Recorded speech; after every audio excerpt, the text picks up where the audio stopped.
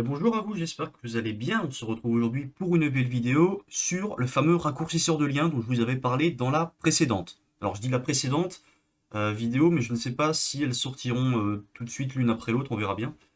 Dans tous les cas, cette vidéo, alors je ne sais pas du tout combien de temps elle va durer, mais je vais vous montrer comment en une soirée j'ai réussi à faire un petit raccourcisseur de lien. Alors il est encore en local, on va voir un peu son fonctionnement global et on va regarder le code PHP que j'ai fait pour cette petite application. Et je mettrai certainement le code source directement dans la description et sur GitHub pour que vous puissiez le télécharger de votre côté et l'essayer. Alors, premièrement, là on peut voir que j'ai un nom, une sorte de nom de domaine, mais en fait c'est juste le hostname que j'ai modifié en local. Dans le etc host, on peut voir ici, j'ai rajouté un nom, mybit.ly, donc pour le 127.0.0.1 pour le local. Là vous pouvez mettre ce que vous voulez, il n'y a pas d'importance, ça fonctionnera quand même. Voilà, donc j'avais mis ça. Hop, ensuite, faut vérifier, bien vérifier évidemment que le service Apache est bien en train de tourner. Donc on va faire un systemctl status Apache 2. Ça prend un peu de temps, voilà. Là on voit que c'est vert. Là aussi, active running, il n'y a pas d'erreur ni rien, donc c'est bon. Donc là maintenant on peut retourner sur notre bit.ly. Hop, en fait ça, c'est un peu comme si on faisait le 127.0.0.1. Vous voyez, en fait c'est la même chose, c'est juste qu'on lui a donné un nom, quoi. Euh, mybit.ly. Hop, voilà. Alors, comment ça fonctionne? Vous pouvez voir, c'est très moche. J'ai pas fait de front-end, j'ai pas fait de CSS. Bon, si vous voulez vous amuser à en faire un de votre côté, vous pouvez. Moi, j'ai juste codé les fonctionnalités. Alors, ici, on peut voir qu'on a un champ dans lequel on peut ajouter l'URL à raccourcir. Alors, si on va par exemple sur n'importe quoi, sur YouTube, on tape YouTube, paf, on va sur YouTube, sur la page YouTube, histoire de récupérer le lien. Hop, là, on copie. Hop, je peux fermer. On colle. Donc là, on dit qu'on veut raccourcir ce lien-là. On clique dessus.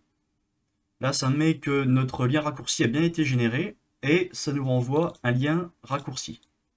Maintenant, ce lien raccourci, si on veut y accéder, on a juste à rentrer dans une nouvelle fenêtre. Paf, et on est automatiquement redirigé vers la page que l'on vient de raccourcir. Si on veut avoir des infos supplémentaires sur le lien qui vient d'être généré, on peut, comme Bitly, alors j'ai pris l'exemple, j'aurais pu faire totalement différemment, mais pour l'exemple, j'ai voulu prendre pareil. Si on rajoute un plus à la fin de l'URL qui vient d'être généré, ou qui a été généré, et qu'on entre, on a... Alors, ok, bah ça ne fonctionne plus, j'avais fait des modifications, apparemment ce n'est plus correct. Alors attendez, 1, 2, 3, 4, 5, 6, 7, 8, on a le plus qui est 9. Alors attendez, c'est dans les fonctions. Ah oui, là ça va plus parce que c'est 8. Ok, bah faudra résoudre ce petit bug là. En attendant, je vais enlever ça. Je vous expliquerai pourquoi après le problème vient de là. Donc là, il y a un petit bug qui n'est pas pris en compte pour plus tard, mais on verra ça. Je recommence. Voilà. Là, maintenant, on voit bien que on a les informations, donc la redirection. Quand est-ce que le lien a été créé? Alors j'ai pas mis l'heure, mais j'aurais pu, là j'ai juste la date. Et le nombre de clics qu'il y a eu sur le lien. Donc là, on peut voir que du coup, si on retourne, on décide de retourner une nouvelle fois sur le lien, et encore une nouvelle fois, là en tout, on y est allé 3 fois. Si on actualise cette page, on voit que le nombre de clics sur le lien a été de 3. Voilà, ça c'est, on va dire, le fonctionnement habituel. Si on tente d'aller sur une page qui n'existe pas, ça met que le lien qu'on a entré n'existe pas. Par contre, c'est là qu'il y a le bug qu'on a vu juste avant, c'est qu'il y a un cas qui n'est pas pris en compte, c'est quand on a un lien vraiment trop grand et qu'à la fin, il y a un plus. Là, ça va quand même nous renvoyer vers une direction d'un truc qui ne fonctionne pas. Alors en soi, on voit que ça n'existe pas, mais on n'a pas le message d'erreur comme quoi ça n'existe pas. Du coup, il faudra peut-être résoudre ça. On verra ça à la fin de la vidéo. C'est ici, il faut juste rajouter une condition. Parce que là, je teste qu'il y a un plus à la fin, mais je teste pas la taille. Et en fait, là, j'avais rajouté ça pour tester que la taille était bien de 8. Mais le problème, c'est qu'avec le plus à la fin, la taille, du coup, n'est plus 8, c'est potentiellement 9. Et du coup, c'est ça peut y avoir un faux... Non, un faux négatif, un vrai négatif, je sais plus. Bref. Donc ça, c'était la partie, on va dire, globale du fonctionnement. Comment ça fonctionne, comment on l'utilise. Maintenant, on va parler du code, on va rentrer beaucoup plus dans les détails. Alors, comment j'ai réussi à faire ça, à générer un lien qui nous redirige avec surtout les statistiques? Très simple, avec une base de données. Alors, moi, pour ma part, j'ai utilisé MySQL. Donc, par exemple, MySQL-u route-p, pas mis de mot de passe. J'ai créé une base de données que j'ai appelée URL shortener. Et je peux vous montrer à quoi elle ressemble. Donc, on va faire show column from link. Link, c'est le nom de ma table qui contient les données. Et show column, colonne, c'est pour afficher le type des champs qui sont là. Donc on peut voir qu'on a le premier champ qui s'appelle ID, qui est type int, qui ne peut pas être nul. C'est une primary key. Il n'y a pas de défaut et c'est un auto-incrément. En fait, ça, c'est juste la clé primaire qui va nous permettre d'incrémenter. En soi, ça ne sert pas à grand chose dans notre cas, mais c'est pour avoir des champs qui sont totalement différents l'un de l'autre, pour que chacun ait au moins quelque chose de différent de l'autre. Short URL, c'est l'URL qui va être raccourci. Base URL, c'est l'URL vers laquelle on va rediriger la personne. Donc on peut voir que les deux, c'est des chaînes de caractères de 255 maximum. Alors là, j'ai laissé par défaut yes, pour vous dire que c'était potentiellement nul. Pour tous les champs, on aurait pu mettre no. Hein. Parce qu'en l'occurrence, il n'y a aucun cas dans lesquels c'est à chaque fois nul. Tous les champs sont toujours, tous les champs sont toujours remplis. Mais là, j'ai mis yes parce que ça n'a pas trop d'importance. Creation date, bah, comme son nom l'indique, c'est de type date et c'est quand est-ce que le lien raccourci a été créé. Et click count, c'est là qui sera incrémenté à chaque fois pour savoir combien au niveau des statistiques. Donc là, les deux sont utilisés uniquement au niveau des statistiques. On aurait pu faire en sorte que, par exemple, le lien raccourci est un lien d'expiration. On aurait pu rajouter, par exemple, un field, un champ, expiration date, de type date, qui serait, par exemple, la création de date plus un jour. Et en fait, du coup, une fois qu'on arrive, on ferait des vérifications. Et si la personne tente d'accéder au lien, si quand elle accède au lien, la expiration date est supérieure à la création, enfin à la date du jour, supérieure ou égale à la date du jour, eh bien le lien n'est plus valide. Et du coup, on aurait un autre champ qui serait un booléen valide, qui serait de base true, et là on mettrait false. Voilà, il y a plein de petites fonctionnalités comme ça à rajouter. Vous pouvez essayer de votre côté, justement, si ça vous intéresse, de modifier tout ça et de voir comment ça fonctionne. Et donc là, c'était vraiment, on va dire, les champs, comment c'était à l'intérieur. Maintenant, si on regarde les données, select étoile from links, voilà à quoi ça ressemble. Alors là, j'avais fait des tests directement, c'était des tests précédents. Donc là, on peut voir qu'ils ont tous un ID différent. Alors là, en l'occurrence, on verra aussi après dans le code, j'ai choisi arbitrairement de faire un URL raccourci qui avait 8 caractères. Et j'ai spécifié les caractères. On pourra modifier très facilement ça dans le code, si jamais on veut, par exemple, qu'il y ait que 3 caractères, ou 10 caractères, ou X caractères, ça n'a aucune importance. Donc là, on voit bien qu'on a un ID qui est différent les uns des autres. Short URL, il faut que ce soit... Alors, j'ai pas fait de fonction pour vérifier qu'elle existait déjà dans la base de données. Ça, c'est une mesure de sécurité qu'on peut rajouter parce que je ne sais pas quel est le fonctionnement si jamais on en trouve deux qui ont la même URL dedans. Je pense que ça peut poser problème, même ça posera problème. Du coup, on peut rajouter une fonction dans notre code qui serait par exemple check URL already exist ou already exist qui renvoie un booléen si on va voir dans la base de données et que le truc existe déjà. Si elle existe déjà, alors on va en régénérer une nouvelle tant que elle existe déjà dans la base de données. Ça peut être une solution. Et du coup, là en l'occurrence, j'ai pas fait cette fonction parce que je me suis dit que au niveau avec 8 caractères, minuscules, majuscules et chiffres, j'avais quand même très peu de chance avec le peu d'URL que j'allais générer de retomber deux fois sur la même. Voilà, donc c'est pour ça. Mais oui, effectivement, si on veut faire un truc à grande échelle, il faudrait rajouter cette fonction-là pour être vraiment sûr qu'il n'y ait aucune URL identique qui soit générée plusieurs fois. Donc là, on a la short URL, donc en fait, c'est juste ce qui est derrière le lien. C'est-à-dire que la short URL, je stocke dans la base de données que ce qu'il y a derrière. Donc c'est-à-dire que ça. Je m'en fous de devant, et c'est même mieux de ne pas le stocker, parce que là, en l'occurrence, si jamais, on peut faire l'exemple, hein, là on voit que j'ai mon bit.ly avec le lien qui a été généré. Disons que demain je change de nom de domaine. Attendez, hop, je fais un sudo nano/etc/host. Hop. Là, disons que maintenant, mon domaine, c'est plus mybit.ly, mais c'est crossbit.ly. Voilà. Ça a changé de nom de domaine. Hop. Maintenant, le problème, c'est que si on avait stocké le nom de domaine aussi dans la base de données, ça aurait posé problème, vu que ben, on tente... enfin, on stocke quelque chose qui n'est pas statique et qui pourrait être modifié. Maintenant, donc si on rentre là-dessus, forcément, ça n'existe plus, ça charge, ça n'existe plus, puisque bah, le nom de domaine n'existe plus. Maintenant, si je modifie ça avec crossbit.ly et que j'y accède, alors ça a l'air de pas vouloir non plus, HTTP peut-être. Voilà, si ça fonctionne, ça nous redirige bien. Et là, si on retourne, hop, là-dessus, donc sur le cross, hop, et qu'on rajoute le plus, alors ça prend un peu de temps parce que je ne sais pas pourquoi j'ai changé le nom de domaine, à mon avis, il n'aime pas trop.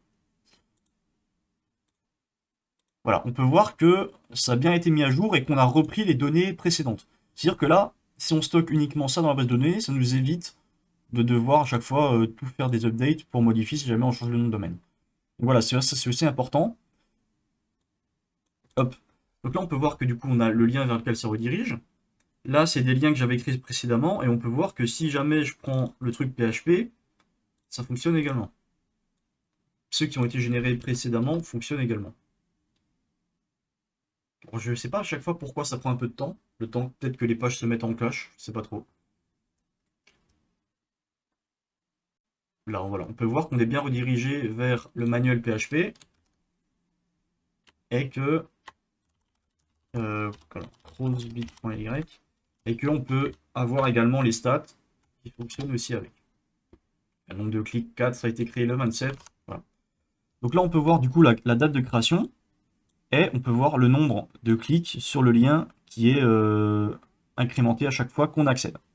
Voilà, ça c'était pour la partie base de données. Et vous voyez, c'est extrême. Alors, évidemment, ce que j'ai fait, ce que j'ai développé, c'est vraiment pas très complexe. Mais on peut voir que une base de données avec une seule table, avec pas énormément de champs, on peut déjà commencer à faire quelque chose de vraiment pratique, vraiment bien. Là, en l'occurrence, il y a 1, 2, 3, 4 champs utiles. Et encore là, une fois, parce que j'ai fait un système avec des statistiques, crash and date, click count. Mais si on veut faire un truc qui, on va dire, qui ne log rien, qui soit juste pour faire du raccourci de lien et que ça redirige, juste deux tables. Alors, l'ID, elle est un peu obligatoire, mais juste deux champs, pardon. Deux champs suffit largement pour faire ça. Voilà. Je vous mettrai, je pense que je ne l'ai pas encore fait, mais je ferai le lien pour directement créer la base de données. Je pense que je le ferai en PHP. Que ce soit plus simple, comme ça vous avez juste à lancer la page PHP et la structure de la base est déjà faite. Maintenant, on va passer au code source. Maintenant qu'on a vu un peu comment ça fonctionnait, on a vu ouais, donc le fonctionnement global, la base de données, et maintenant on va passer au code source. Alors, tout d'abord, la toute première question que je me suis posée, alors ce qui est très intéressant aussi, file open récent. Alors attendez, il faut que je retrouve. Alors attendez, où est-ce que je l'ai mis? Non, je vais aller le chercher manuellement. Je m'étais fait des notes. Je m'étais fait des notes qui étaient vraiment très utiles pour vous montrer un peu comment je réfléchis quand je fais ça. Hop, notes, voilà. Ça, on peut faire. Voilà, ça, c'est les notes que je me suis prises pour créer, comment ça s'appelle, l'application. En fait, au début, je me suis noté ça. Je me suis dit, en gros, quelles sont les étapes primordiales, quelles sont les étapes principales pour faire fonctionner ça. Donc là, je m'étais mis mon objectif, créer son propre shortener de lien. Je m'étais noté aussi qu'il fallait faire des tests pour vérifier que ça fonctionne bien en local avant de le faire sur un VPS ou en online. Bon, là, en l'occurrence, je l'ai jamais mis en online, donc bon, ça n'a pas servi à grand chose, mais voilà, l'idée c'était de stocker des liens générés avec la date et le lien cible dans une base de données. Avoir un nom de domaine, donc ça, si on voulait le faire en ligne, moi je ne l'ai pas fait. Je voulais le faire en PHP, donc la génération de liens, vérifier qu'il n'existe pas encore. Ça, voilà, ça, je ne l'ai pas implémenté, mais c'est ce dont je vous ai parlé juste avant, en mode vérifier que le lien n'existe pas encore et sinon le régénérer, et ainsi de suite, et l'insérer dans la base de données. Euh, Quand on accède sur un lien spécifique qui a le bon format, donc c'est-à-dire le format de type comme ça, hop, format là, on va aller le chercher dans la base de données et on redirect tout de suite vers la cible. On peut aussi rajouter un système où on check le caractère spécifique à la fin pour vérifier ou pour afficher certaines informations. La redirection, la date de création et le nombre de clics. Ça, c'est ce qu'on a vu en mettant le plus à la fin. Voilà, ici. Donc ça, c'était les idées principales. Vous voyez, c'est encore un peu fouillis et j'ai pas complètement implémenté ça. On va dire que c'est les premières idées qui me sont venues en tête sur ce que je voulais faire. Là, j'ai écrit le flow pour voir un peu comment allait fonctionner mon application, quelles sont les pages sur lesquelles on va accéder. Alors, ça, quand vous faites... Alors moi, je précise que je ne suis absolument pas développeur. Je fais ça sur mon temps libre parce que ça me fait kiffer. Je suis pas un professionnel et par contre, donc ça c'est des trucs qui se font, que j'ai fait un peu à la va-vite. En entreprise, il y a des choses qui se font sur des très très gros projets qui sont beaucoup plus poussés. Alors il y a effectivement, on va dire, les idées principales au début, il y a le flow, mais ça va beaucoup plus loin, c'est-à-dire qu'ils vont directement, carrément commencer à rechercher une charte graphique, ils vont faire différents diagrammes. Par exemple, pour de la gestion de projet, il y a du diagramme de Gantt au niveau des deadlines, ce genre de choses. Il y a des use cases. Il y a des, comment ça s'appelle? Il y a des diagrammes pour des bases de données. Il y a vraiment énormément de choses pour faire en sorte que on va réfléchir en amont sur l'idée pour ne pas arriver le jour J quand on va coder et ne pas savoir faire. 90% du travail, j'abuse peut-être un peu, mais on va dire 75% du travail de développeur se fait en amont du projet, c'est-à-dire réfléchir au projet. Comment on va faire pour implémenter ça? Ça sert à rien de directement se lancer dans le code si on se rend compte que, en fait, au bout de 500 lignes qu'on a codé, notre truc ne tient pas la route. C'est juste de la perte de temps, on va revenir en arrière, on va tout perdre. Donc c'est important de réfléchir avant comment on va structurer notre page, comment on va structurer notre application, comment les liens vont se faire entre eux pour pouvoir ne pas être perdu. Donc là, ce que je me suis mis, c'est que je devais avoir une page d'accueil avec un champ pour mettre le lien raccourcir. Ça, c'est la page d'accueil classique ici. Hop.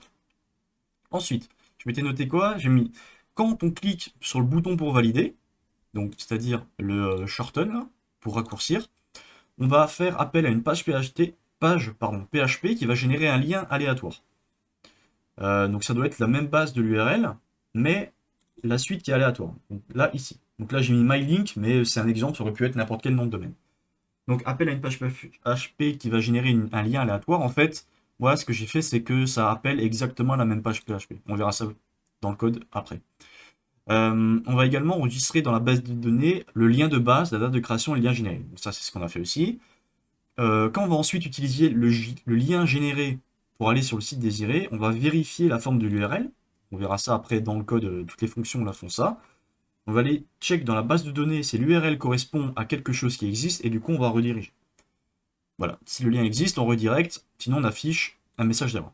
Là, j'ai oublié de rajouter à chaque fois, avant de redirect, il faut évidemment incrémenter le nombre de clics. Sinon, si on redirect et qu'après on rajoute le nombre de clics, ça ne servira à rien, vu qu'on sera déjà plus en même domaine et le bout de code ne sera pas exécuté pour l'incrémentation. Ensuite, je me suis fait quelques notes techniques. Donc ça c'était tout ça. Je l'ai fait, tout ça, je l'ai fait en amont, même. Alors ça, pas totalement, mais on va dire que tout ça, je l'ai fait en amont, avant de commencer à coder quoi que ce soit. C'est vraiment uniquement de la réflexion. C'est comment je vais structurer mon application pour qu'elle fonctionne de la manière dont je veux. Donc au niveau des notes techniques, je m'étais mis à vérifier que les liens sont bien des URL, escape les caractères interdits pour éviter les exploits. Alors ça, je l'ai fait entre autres, mais pas totalement, c'est-à-dire que l'application, il y aura très certainement encore des vulnérabilités de type, je sais pas moi, par exemple XSS ou ce genre de choses. Alors j'ai pas utilisé de JavaScript, mais au niveau de la base de données, par exemple, si je vous donne un exemple, la plupart du temps, pour faire des inputs dans la base de données, j'utilisais bindparam au niveau de MySQL pour justement éviter qu'il y ait des injections SQL. Bindparam, ça permet d'éviter ça. Par contre, on peut voir que par exemple ici, quand je vérifie si un lien existe, je fais un select count where machin, j'utilise directement le user input dans ma requête, il n'y a pas de bind. Alors, le short URL, le link existe. Normalement, si on peut voir, je l'ai réutilisé ici, de URL. URL, avant, je fais un sanitize de l'URL que l'utilisateur me donne. Et en fait, la fonction sanitize va quand même appliquer un filtre au niveau de l'URL. Alors, est-ce que j'ai pas vérifié en détail si vraiment filter var avec le sanitize URL, c'est vraiment quelque chose d'ultra sécurisé au niveau des URL, mais j'ai quand même appliqué un filtre minimum pour supprimer tous les caractères qui sont pas censés être là. Voilà. Donc ça enlève quand même pas mal de vulnérabilités, mais il peut en rester à quelques endroits. J'ai pas fait un test. Si ça peut être quelque chose de sympa pour vous, de télécharger l'application, la créer de votre côté, et faire un petit pen test dessus pour vérifier s'il y a vraiment des vulnérabilités ou pas. Ensuite, donc ça c'était ouais, escape les caractères. Je m'étais noté aussi utiliser la variable server request URI et server name pour récupérer les infos de l'URL. Là on peut voir que ici j'avais fait des tests. Serveur, en fait c'est une variable globale qui va nous renvoyer par exemple server name, ça va me renvoyer ce qu'il y a devant, ça va me renvoyer ça. Et le URI, donc voilà, server request URI, si jamais j'accède à ça, le URI, ça va me renvoyer le slash et tout ce qu'il y a derrière. Donc la suite de l'URL. Server name, première partie, request URI, la deuxième partie. Voilà, ça c'était les infos que je m'étais noté. Il y avait quoi encore? Il y avait au début, voilà. Au début, pas de nom de domaine, donc modifier le fichier ETC host, c'est ce que je vous ai montré au début. Et là, je m'étais rajouté des possibilités supplémentaires que je n'ai pas ajouté là, mais on pourra faire plus tard. Pardon, ajouter d'autres statistiques de tracking. Par exemple, on peut récupérer l'adresse IP de la personne qui a créé le lien et définir, c'est ce dont je vous ai parlé également avant, définir une limite de vie du lien avant qu'il soit supprimé de la base de données. Par exemple, une semaine. Et dans ce cas, il faudra évidemment ajuster les privilèges du user dans la base de données pour ajouter l'option delete. Pourquoi je dis ça? Parce que là, j'ai créé un user avec un mot de passe spécifique uniquement pour cette application qui a certains liens dans la base de données. Par exemple, il a le droit d'insérer des nouvelles données, de faire des selects, de faire des updates. Pour l'instant, j'ai utilisé que ces droits-là. Pourquoi? Parce qu'on va appliquer la méthode du list privilège, c'est-à-dire le moins de privilèges possible. On va uniquement lui donner les droits dont il a besoin pour effectuer les actions, rien de plus. C'est, on va dire, un système, enfin, je sais pas comment appeler ça, une philosophie de sécurité qui consiste à donner le moins de droits possible à une personne parce que ça sert à rien qu'elle en ait plus, quoi. Du coup, là, ouais, effectivement, l'utilisateur doit avoir le droit de faire du select, de faire du update et de faire du insert. Pour l'instant, dans le code, il n'y a pas de delete, donc on n'a pas besoin. Par contre, si justement on veut rajouter l'option ou la possibilité que le lien soit supprimé de la base de données après une semaine par exemple, on va devoir ajouter le droit delete à l'utilisateur. Alors encore une fois, il y a plusieurs possibilités de faire. Là, j'ai mis, si jamais on veut définir une limite de vie de lien, alors la supprimer de la base de données. On peut faire comme je vous l'ai signalé avant, c'est-à-dire, au lieu de la supprimer de la base de données, le problème c'est que si on supprime, on n'a plus de traces du lien après. Si on veut garder quand même du tracking des statistiques sur tous les liens qui ont été générés, au lieu de la supprimer, soit par exemple on peut faire une autre table qu'on appellerait expired link, qui stockerait uniquement tous les liens qui ont déjà expiré, et là en l'occurrence, on ferait juste un transfert d'une table à une autre. On pourrait également juste définir un champ spécifique dans la table, dans la même table links qu'on avait au début, avec un booléen expiré de vrai true, enfin vrai ou false. Voilà, il y a vraiment plein de façons de faire. De toute façon, en programmation, il n'y a pas qu'une seule façon. Et c'est en fonction de vos besoins, de qu'est-ce qui est le plus facile à coder, qu'est-ce qui sera on va dire, le plus générique dans le temps pour si jamais on doit faire des modifications après, modifier le moins de trucs possible, etc. Voilà, c'est vraiment, la programmation, c'est vraiment un truc de passionnant, et c'est pour ça que faut vraiment y penser avant. Parce que là, si jamais je me disais ça, on s'est tête baissée et que je codais ça, en mode, une fois qu'on arrive à la limite de vie du lien, on la supprime de la base de données, et que je me rends compte, une fois que j'ai tout implémenté, que ça m'a pris une semaine à faire, que je me rends compte que finalement, en fait, non, je voulais pas supprimer, je veux encore qu'il y ait une trace du lien qu'il y avait avant dans la base de données, bah, c'est chiant parce que je dois revenir en arrière et je dois reperdre encore une semaine pour tout redévelopper. Donc c'est vraiment important, je me répète, hein, mais c'est vraiment important de penser en amont à toutes les fonctionnalités. Alors évidemment, on ne peut pas penser à tout, il y aura quand même des moments où on sera obligé comment ça s'appelle, de faire des choses, on va dire, qu'on n'avait pas vues, mais faut essayer d'anticiper un maximum. Et là, du coup, c'était vraiment les trucs concrets, le to-do. Alors là, après, je m'étais créé les commandes à utiliser pour entrer directement dans la base de données, mais ça, on passe, on s'en fout. Je me suis fait une to-do list. Création, premièrement, il fallait créer un user pour la base de données. Donc, c'est le user qu'on a vu là, ça, je l'ai fait. Ensuite, au niveau de la création de la base de données, je me suis dit concrètement quel champ devait être là, avec les noms, et le type. Donc là, on peut voir int, donc c'est un int auto-incrément. Alors, j'ai pas mis primary key, mais c'était logique pour moi que ce soit primary key. Short URL, varchar 255, pareil, base, création, voilà. Ensuite, il me fallait une page connect.php qui fait la connexion vers la base de données. Ça, c'est classique. PHP, server name, donc moi, c'est du localhost. Le user, le mot de passe, le nom de la base de données, et après on crée la connexion. Là, je l'ai mis dans un fichier à part. Pourquoi? Parce que programmation modulaire, et ensuite j'ai juste à l'include uniquement dans les fonctions qui m'intéressent. Alors include, qu'est-ce que ça fait? En fait, include, ça va juste prendre le contenu du fichier qu'on lui donne en paramètres et le copier-coller. En gros, ça, c'est exactement comme si en fait, lui dans le code, il faisait ça. Il prenait, il remplaçait, paf, et il l'exécutait. Voilà, en gros, ça, c'est pareil que ça. Voilà, c'est juste que là, ça prend beaucoup moins de place. Tout est dans un seul fichier, et si jamais on doit faire une modification dans le fichier, par exemple là, le username, je le rename, et c'est plus user shortener, mais user shortener 1.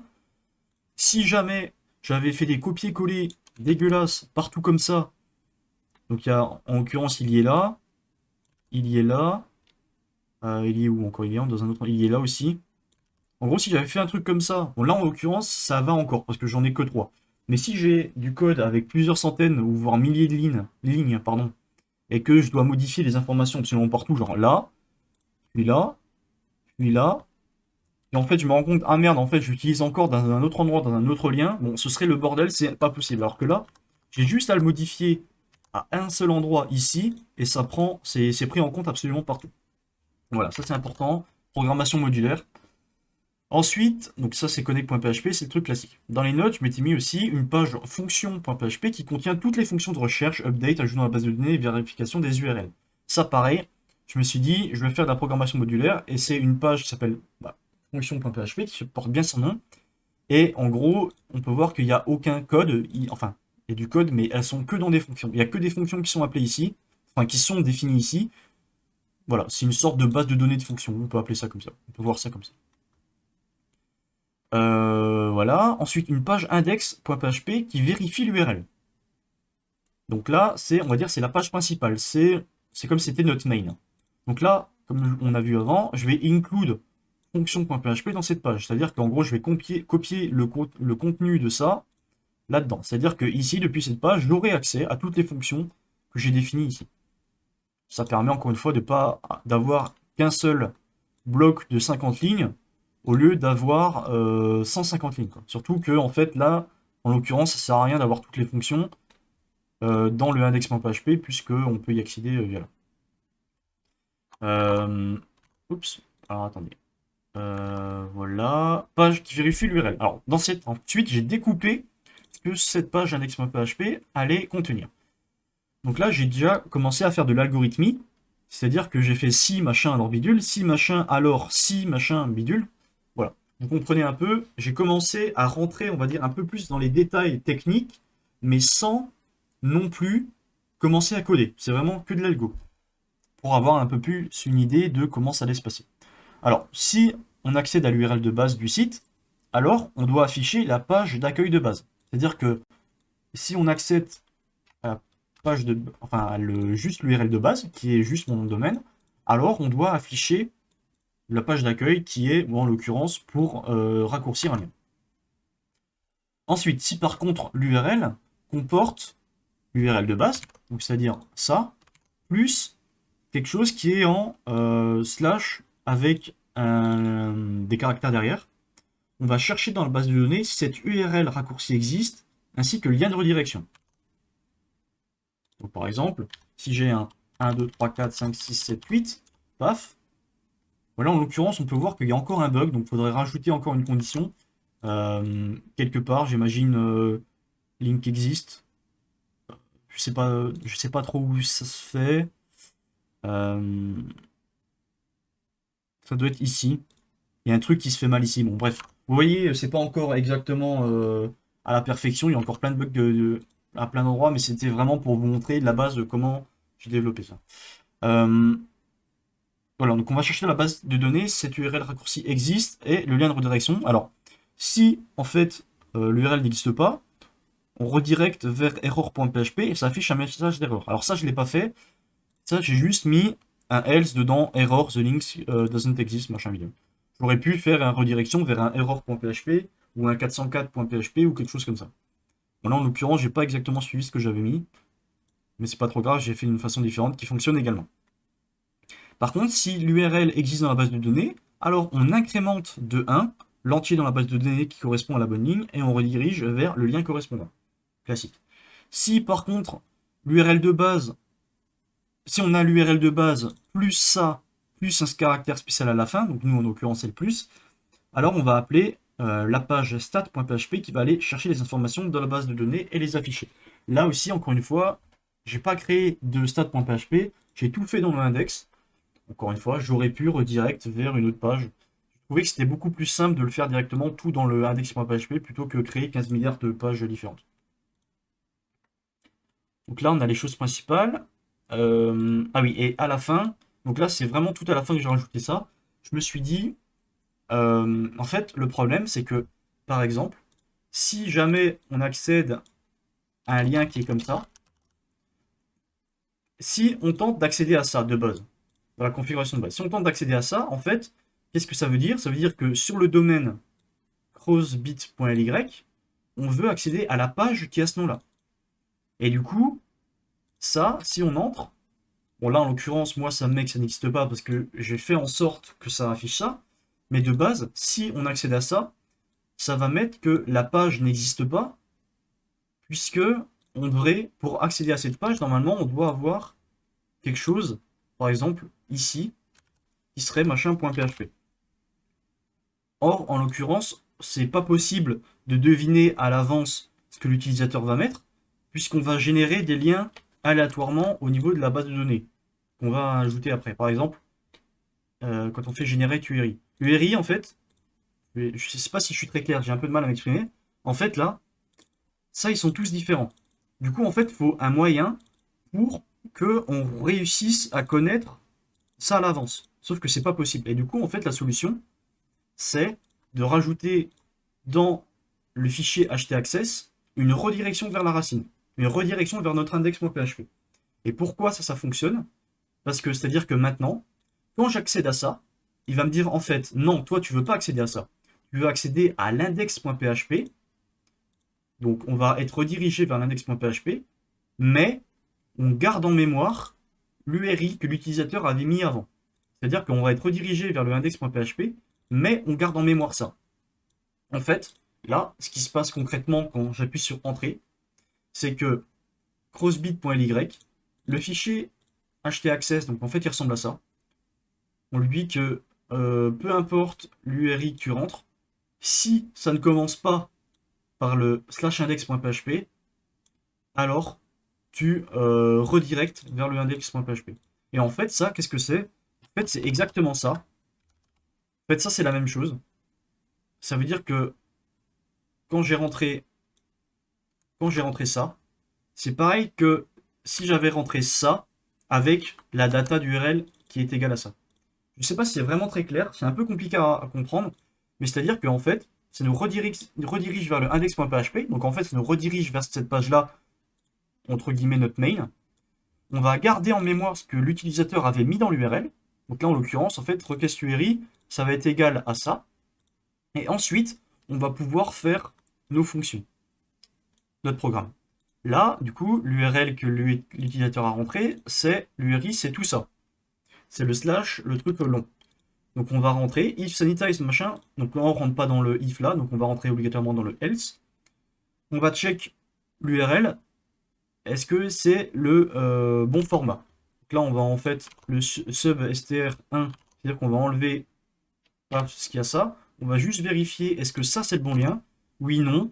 Non, c'est pas. Alors on affiche que ce qu'on a rentré c'est pas bon. Voilà. Si vous n'avez pas compris, je vous laisse essayer de modifier, de supprimer le htaccess. Bah, je pense qu'on peut le faire. Peut-être qu'on peut le faire. Attendez. Euh, CTRL C. Je vais le mettre dans le fichier là, juste pour avoir, pour le sauvegarder en gros. Hop, cancel. Ça, je vais supprimer. Et on va voir la tête que ça aura. Alors évidemment, si je vais aller là-dessus, ça ne fonctionne pas. Crossbuild.ly. Donc là, j'arrive sur. Là, c'est comme si j'avais mis mon index.php, donc il n'y a pas de problème. Index.php, il n'y avait pas de problème. Bon, là, en l'occurrence, maintenant, il y a une erreur parce que voilà, mais bon. Ça, c'est bon. Maintenant, si on remet notre lien aléatoire, qu'est-ce qui se passe? Voilà, ça met notre forme. Pourquoi? Parce qu'en fait, le serveur attend que sur le serveur, il y ait un fichier qui s'appelle comme ça. Or, on n'aura jamais de fichier qui s'appelle comme ça, vu que c'est généré aléatoirement. On ne peut pas avoir de fichier pour tout, un seul fichier pour à chaque fois toutes les pages qui sont générées. C'est juste pas possible. Du coup, la redirection nous permet, hop, ici, de faire en sorte de nous rediriger vers le index.php avec la donnée de l'URL et de faire des if, des conditions sur cette URL. Et là, on peut voir que ça fonctionne. Voilà. Bon, l'explication n'est pas très simple, mais j'ai pas trouvé de meilleur moyen de vous montrer, de vous l'expliquer. J'espère que vous aurez quand même compris. Maintenant, au niveau du code, donc là on a le index.php, on a au niveau de l'index, c'est des trucs assez classiques, donc on va récupérer la donnée de l'utilisateur, on va vérifier si c'est slash, alors là il faudrait peut-être que je rajoute un or est égal à index.php, parce que là on a pu voir index.php, parce qu'on avait pu voir que là quand j'essayais d'aller sur index.php, il me mettait que le lien n'existait pas. Là voilà, là ça fonctionne, j'ai modifié, c'est-à-dire que j'ai rajouté avant, c'était que si ça l'URL était un slash. Non, je vais rajouter le truc de base qui est slash index.php. Donc là c'était un truc de debug, on s'en fout. Printform, qu'est-ce que c'est? En fait, c'est une fonction qui va juste afficher le formulaire pour raccourcir notre lien. Donc c'est juste, ça affiche ça. Si on regarde dans le code source, voilà. En fait, le printform, c'est juste, ça va rajouter ça. Encore programmation modulaire, je trouvais ça plus simple de le mettre directement dans une fonction plutôt que ici. Ensuite, on a notre premier if. Qu'est-ce qu'il fait? Si on a eu un submit, qu'est-ce que le submit? Enfin, le post submit, c'est si jamais on a cliqué sur shorten. Si on retourne voir notre code source, ici on peut voir qu'en fait c'est du HTML de type form, donc un formulaire, qui envoie une méthode post à la page actuelle. Donc en fait ça envoie le post sur l'index.php.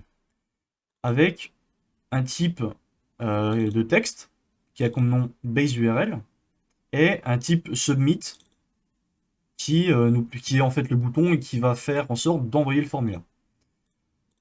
Donc là, si en gros le formulaire, si on a cliqué sur le formulaire, on vérifie que le base URL est bien défini. Alors là encore une fois, il faudrait que je rajoute and not empty base URL. En gros, si base URL existe et qu'il n'est pas vide, alors on va vérifier l'URL. Alors attendez, on peut faire des tests. Alors là, je fais tout en live, ça se trouve ça va pas fonctionner. Mais si par exemple je laisse le truc vide et que je fais ça, ça me met error. Voilà, ça me met error. Pourquoi? Je peux modifier et même personnaliser le message d'erreur. Par exemple, error empty link. Par exemple. Hop, j'update. Resend. Error empty link. Parce que j'ai mis un truc aléatoire.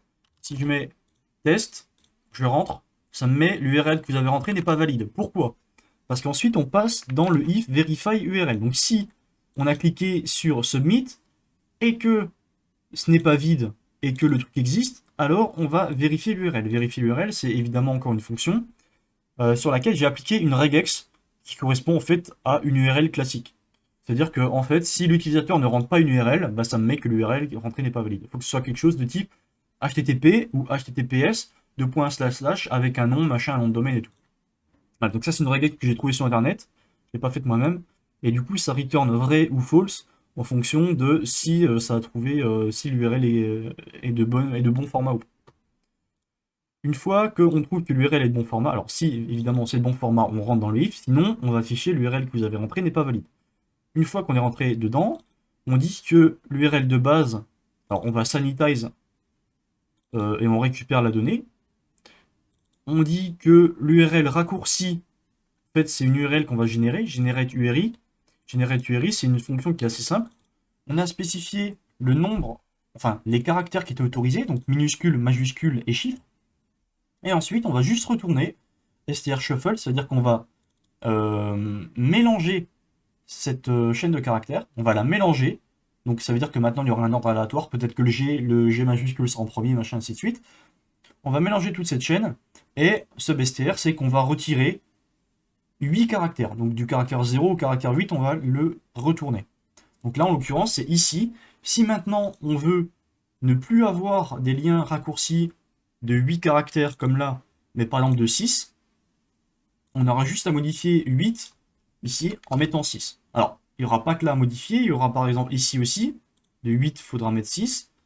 Et là, encore une fois, vous voyez que j'ai mal fait mon taf, parce que normalement, j'aurais peut-être dû faire une variable globale, ou une variable environnement, ou quelque chose, qui en fait spécifiait le nombre de caractères de l'URI.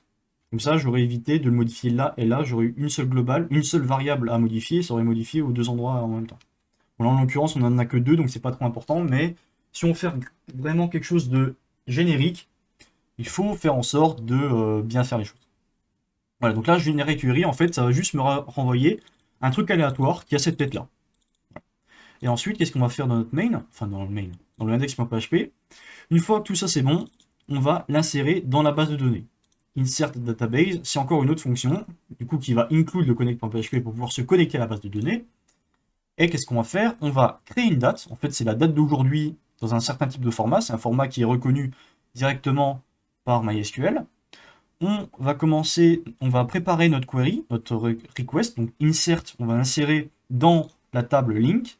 On va ajouter notre short URL, notre base URL, creation date. Alors, short URL et base URL, c'est passé en paramètres, et c'est ce qu'on a vu juste avant.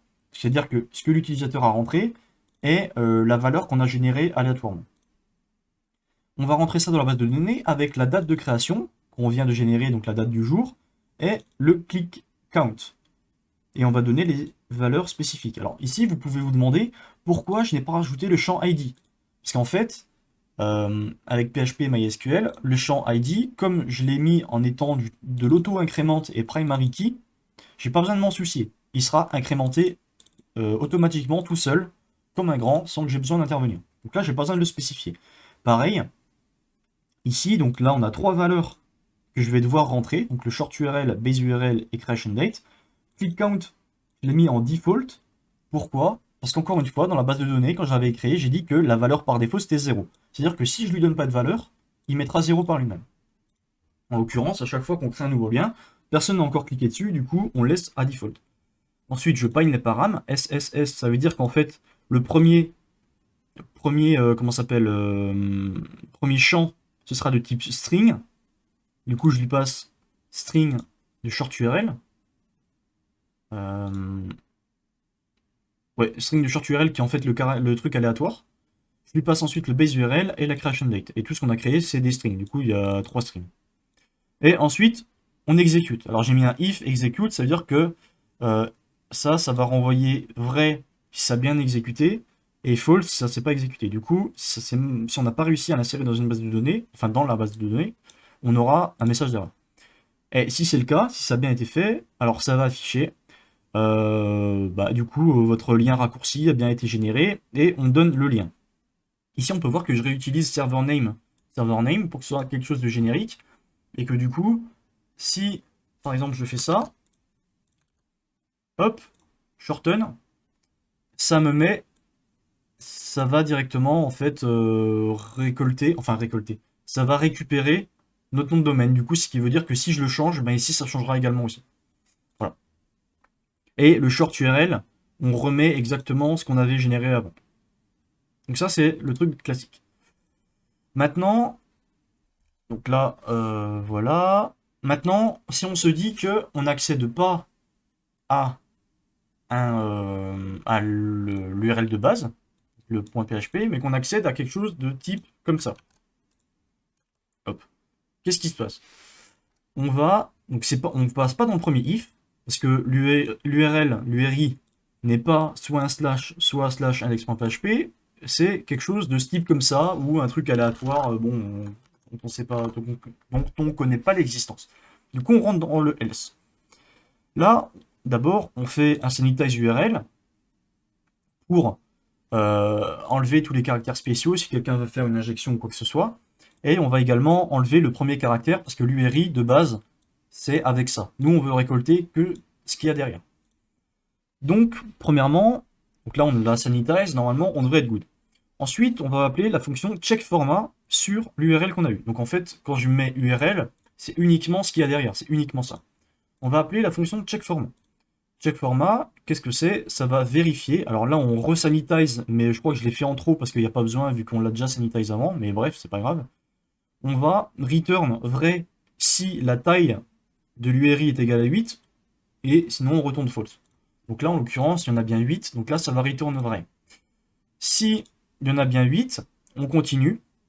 Sinon, peut-être que si on n'a pas 8, peut-être que ça veut dire qu'en fait, on a mis un plus derrière et qu'il y en a 9. Du coup, si on n'a pas 8, on va quand même vérifier que derrière, est-ce que c'est une URL de statistique? If stat, là on peut voir que est-ce que le dernier caractère c'est un plus? Est-ce que le dernier caractère de l'URL c'est un plus? Et c'est là qu'il y a un bug, et il y a des cas que je n'ai pas pris en compte, c'est que là ça fonctionne. Parce que le caractère c'est un plus. Du coup, si c'est un plus, on retourne. Si c'est un plus, je vais get stat. Get stat, ça va appeler select link qui va faire une requête à la base. Alors là, vous pouvez voir, ça commence à être compliqué, parce que URL stat renvoie vrai, qui du coup appelle getStat, qui getStat renvoie selectLink, qui selectLink fait une requête SQL, qui en fait renvoie après à getStat dans la variable data, qui elle va afficher les trucs. Bon, c'est un peu complexe pour ceux qui ne sont pas vraiment habitués à la programmation, mais en soi, vu ce que vous savez, ce que vous devez vous rappeler, c'est qu'en fait, getStat, qui est ici, donc si l'URL c'est une URL de stat, on va appeler la fonction getStat qui, elle, va appeler une autre fonction qui va faire une recherche dans la base de données et nous renvoyer les résultats. Et ensuite, on affiche ces résultats. Voilà, tout simplement. On va pas trop rentrer dans les détails. Et là, le bug qu'il y a, c'est que j'ai pas pris en compte le fait que potentiellement, en fait, on y ait une URL qui n'existe pas, qui ne sert à rien, mais qui est un plus à la fin. Donc là, voilà, ça c'est pas pris en compte, faudra le modifier. Alors, je vais pas le faire pendant la vidéo, donc ça risque de prendre un peu de temps. Surtout qu'on est déjà à plus de 45 minutes de vidéo, parfait. Je vais essayer de me dépêcher un petit peu. De toute façon, là, on a presque terminé. On a fait le truc, le principal. Donc, si jamais c'est une URL de statistique, on va rechercher les stats et on va les afficher. Et si ce n'est pas une URL de stats, alors on va dire, attends, excuse-moi, erreur, le lien que tu as rentré n'existe pas. Voilà. Du coup, on reprend, parce qu'on s'est arrêté là. On reprend. Si notre format, donc check format, on a bien vu, c'est si c'est bien l'URL qui correspond à 8 caractères. Ce qu'on va faire, c'est qu'on va regarder si le lien existe. Donc on va appeler une autre fonction link existe qui va aller chercher dans la base de données et compter le nombre de links qui sont identiques à ça. C'est-à-dire que par exemple, si on rentre... Alors attendez, hop, je reviens en arrière. Voilà. Si je rentre ça, ça va aller faire une requête dans la base de données. Select count machin. Alors attendez, il faut que je refasse ça parce que ça a été mis à jour. Voilà. Select count bidule where mon short URL est égal à ça. Là, du coup, il n'y en a qu'un. Du coup, ça va me renvoyer 1. Le count, ça va compter le nombre de lignes. Donc, du coup, ça va me renvoyer 1. 1, en PHP, ça veut dire true. 1 égale true, 0 égale false. Attends, c'est ça? Je ne sais plus. Attends, c'est peut-être l'inverse. Non, non, c'est bon. 1 c'est true, du coup. Vu que if... Oui. Donc là, ça va me renvoyer 1. Du coup, en fait, if 1, c'est true. Du coup, ça va rentrer dedans. Ça veut dire que le lien existe bien. Vu qu'on l'a compté, on a compté une ligne dans la base de données. Si c'est le cas, on va appeler update count sur l'URL. Update count, qu'est-ce que ça va faire? Ça va encore faire une requête dans la base de données qui va update dans la base link le champ click count et lui rajouter 1 pour le short URL correspondant. Donc là, ça veut dire qu'avec ça, Si l'URL existe, ça va aller dans notre base de données, dans le lien click count, qui correspond à notre short URL, c'est là, et ça va rajouter 1, ça va incrémenter de 1. Donc là, ce sera égal à 1. Classique. Et ensuite, une fois qu'on l'a incrémenté, on peut le redirect vers l'URL correspondante, base URL. Alors ça, c'est un peu spécial aussi, je vais utiliser directement une fonction select link, on a vu que c'est celle qui est également utilisée dans GetStat, qui elle va faire le select de toutes les données correspondant à notre short URL. Donc correspondant à ça. Ça me renvoie toutes les données, et là je dis je veux accéder au deuxième champ de ce qui me renvoie, et le deuxième champ de ce qui me renvoie, si on va voir là-dedans, hop, deuxième champ c'est la redirection. C'est-à-dire que c'est le lien vers lequel va être dirigé, c'est le base URL. Donc une fois que c'est incrémenté, ça me redirect avec la fonction header, ça me redirect vers le base URL. Voilà, et c'est comme ça que le site fonctionne. Alors, vous l'avez vu, il y a encore quelques bugs, notamment avec des trucs spéciaux, si jamais je mets des trucs en plus avec un plus à la fin. Voilà, là, il y a un problème parce qu'il va quand même essayer de chercher dans la base de données, mais il va rien trouver. Pareil, si je mets ça... non, là, ça me met qu'il n'existe pas. Par contre, si je mets un truc de 8 caractères, 1, 2, 3, 4, 5, 6, 7, 8... Ah, non, ça fonctionne, ok. Oh my bad. Bah, je sais pas pourquoi ça fonctionnait pas avant. Bon, bref.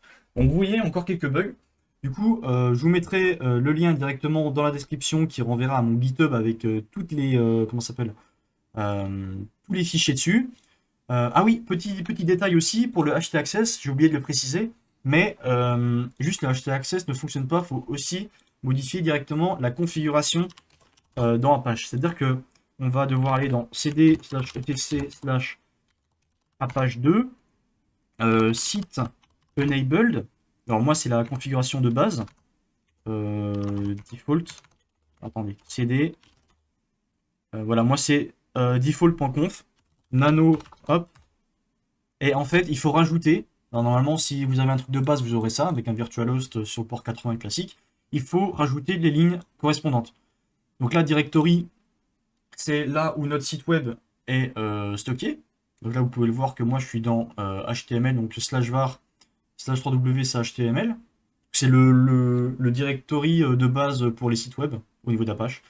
Et il va falloir ajouter hello override all pour pouvoir faire en sorte de pouvoir rewrite dans le htaccess. Voilà, donc ça, c'est ce qu'il faudra rajouter dans votre fichier de configuration. Et une fois que vous avez fait ça, il faudra faire un système ctl restart Apache 2 pour que la configuration soit prise en compte.